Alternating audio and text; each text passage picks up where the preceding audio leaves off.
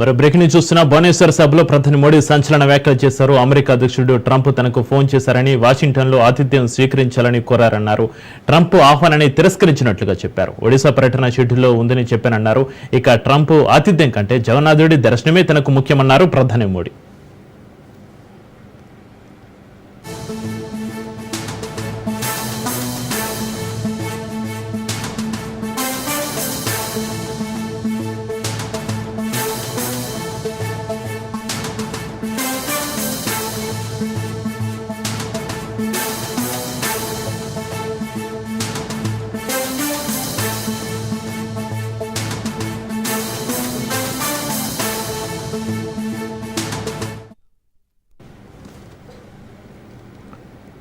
Hyderabad traffic action ప్లాన్ను CP CV Anand వివరించారు.